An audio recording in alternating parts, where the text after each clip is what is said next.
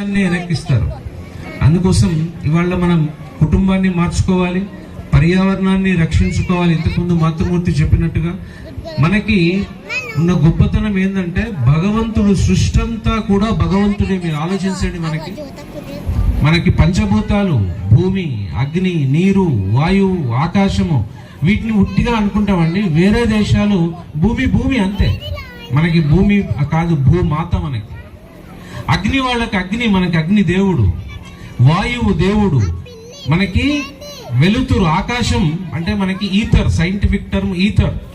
నేను మాట్లాడే మాట మీకు వినిపిస్తుందంటే ఆకాశం అనేటువంటి పంచభూతాల్లో ఒకటి లేకపోతే మనకి వినిపించదు. మనం బతుకుతున్నామంటే ఈ శరీరంలో పంచభూతాలు ఉన్నాయి.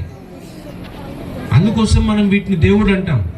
ఇంతేనా అంటే కాదు, మనము ప్రకృతి మొత్తంలో ఉన్న జంతువుల్ని, పక్షుల్ని కూడా దేవుళ్లే మనకి.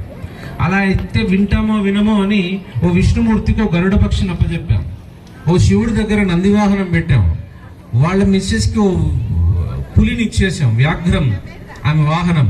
ఇద్దరు కొడుకులకి, ఒక ఆయనకి ఎలుకని మూషిక వాహనం ఇచ్చాం, ఇంకో ఆయనకి కుమారస్వామికి నెమల్ని ఇచ్చాం. ఇలా మీరు చూసుకుంటూ పోండి. పాము విషసర్పం అయినా మనం శివుడి మెళ్ళో వేసాం. నాగదేవత మనకి, ఉట్టి పాము విషపురుగు కాదు అది. అలా పక్షుల్ని, జంతువుల్ని కూడా మనం దేవతగా పూజిస్తాం. చెట్లని వృక్ష దేవత అంటాం మనం. మనకి చెట్టు చెట్టు కాదు, సైన్స్కి ఏంటి చెట్టు అంతే, ట్రీ. కానీ మనకి వృక్ష దేవత. భక్తి ఎప్పుడైతే ఉంటుందో దాన్ని ప్రతి చదువుకొని వాడు కూడా ఆచరిస్తాడు. ఊళ్ళలో కూడా వేప చెట్టుని కొట్టాలంటే ఎల్లమన, మల్లమన, మాంకాలమన, దాన్ని కొట్టొద్దురా అంటారు. కానీ చదువుకున్నటువంటి వాళ్ళు కూడా కొడుతున్నారు, ఎందుకంటే వాళ్ళకి భక్తి లేదు. భక్తిని తీసేస్తే ఆవు మనకి గోమాత అంటాం మనం. ఎందుకు అంటే అది మనకి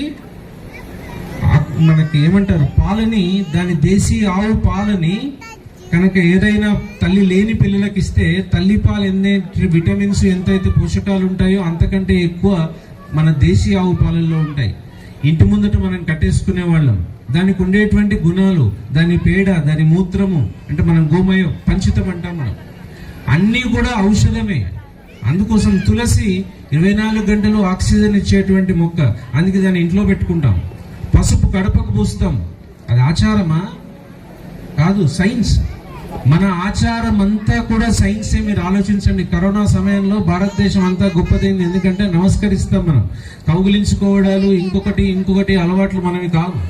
షేకింగ్ హ్యాండ్స్ మనది కాదు.